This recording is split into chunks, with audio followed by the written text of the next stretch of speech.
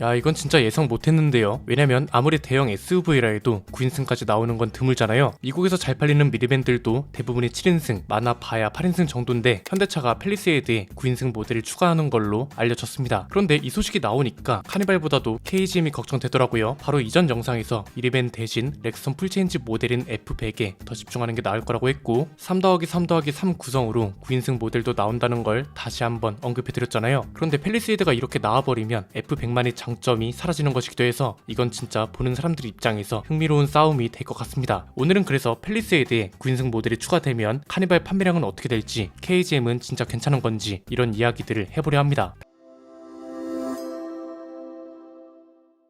팰리세이드 판매량이 급증할 수 있는 계기가 될 수 있을까요? 현대차가 공식적으로 발표한 내용은 아니지만 이미 언론 보도가 나왔죠. 현대차가 신형 팰리세이드를 개발 중인데 9인승 모델을 추가한다는 내용입니다. 이유는 간단합니다. 카니발이 독점하고 있는 미니밴 시장을 공략하겠다는 겁니다. 팰리세이드 풀체인지 모델이 내년 초에 양산되는 걸로 알려져 있잖아요. 세대 교체가 되면서 차체 길이가 5m 이상으로 실내 공간이 늘어나면서 아예 탑승 인원까지 늘리겠다는 계획인 겁니다. 좌석 구성이 어떻게 되냐? F100이 예고했던 3+3+3 구성으로 나올 거라고 합니다. 앞좌석은 예전 카니발을 생각하면 됩니다. 평소에는 가운데 좌석을 접어놨다가 필요할 때는 펼쳐서 사람이 탈 수 있도록 하는 거죠. 이게 예전하고는 조금 다른 게 과거에는 안전 규제라던가 안전에 대한 소비자들의 인식이 지금만큼 높지 않았잖아요. 그런데 지금 이런 방식으로 추가해서 9인승 모델을 만든다는 건 카니발 9인승 모델이 가져가는 혜택을 팰리세이드도 가져갈 수 있도록 해서 판매량을 늘리겠다. 즉 해외보단 국내 판매량을 위해서 추가되는 거라고 해석할 수 있습니다. 현대차 입장에선 그럴 수밖에 없죠. 카니발 경쟁 상대로 스타리아가 언급되긴 했지만 승합차 이미지가 강하잖아요. 작년 판매량이 카니발은 7만 대에 가까웠고 팰리세이드는 4만 1093대, 스타리아는 3만 9780대였거든요. 이왕이면 승합차 이미지가 없는 팰리세이드로 카니발 수요를 뺏는 게 낫다고 판단한 것 같고요. 팰리세이드가 9인승으로 나오면 당연히 카니발처럼 고속도로 버스 전용 차로를 쓸 수 있습니다. 물론 6명 이상이 타야 가능합니다. 그리고 팰리세이드가 많이 팔려야 하는 이유가 또 있습니다. 현대차 입장에선 개발 비용을 회수해야 하는 것도 중요하죠. 왜냐면 신형 팰리세이드부터 현대차 그룹이 새롭게 개발한 2.5L 가솔린 엔진 기반 하이브리드 시스템이 처음 도입되잖아요. 새롭게 개발되는 파워트레인이고 변속기까지 새로 개발돼서 적용되는 걸로 알려져 있고 파워트레인 개발에는 당연히 큰 비용이 들어갑니다. 팰리세이드가 회사 입장에선 잘 팔려야 하고 그래서 역량을 쏟아붓는 거다 이렇게 해석할 수도 있을 것 같습니다. 카니발은 덩치에 비해 작은 배기량을 가지고 있다 이런 평가가 있었습니다. 1.6L 가솔린 하이브리드 파워트레인을 장착하고 있습니다. 물론 그럼에도 판매량이 굉장히 잘 나오고 있고 대기 기간도 1년에 달할 정도로 인기가 좋지만 2.5L 엔진을 적용해달라는 요구도 없지 않거든요. 그래서 진짜 2.5L 가솔린 엔진 기반 하이브리드 파워트레인 인기가 더 좋을지 아니면 세금 때문에 1.6L 엔진이 우리나라 실정에는 맞는 건지 이런 판단도 할 수 있을 걸로 보입니다. 내년 국내 하이브리드 판매량은 더 늘어날 전망입니다. 팰리세이드 뿐만 아니라 KGM하고 르노코리아도 하이브리드 모델을 도입하는 걸로 알려졌고 이미 지금도 하이브리드 차는 인기가 좋아서 대기 기간이 상당합니다. 아반떼랑 카니발은 가솔린 모델 대기 기간이 4개월에서 5개월 정도인데 하이브리드 모델은 12개월 이상이라고 하고요. 다른 차종들도 마찬가지로 산타페는 가솔린 모델 대기 기간이 한 달 정도인데 하이브리드 모델은 6개월 정도, 소렌토도 내연기관 모델은 한 달 반 정도가 걸리는데 하이브리드 모델은 7개월에서 8개월 정도를 기다려야 하는 상황입니다. 일반 내연기관 차보다 적게는 2배, 많게는 4배 정도 대기 기간이 길다는 거죠. 밀려있는 주문도 현대기아차 통틀어서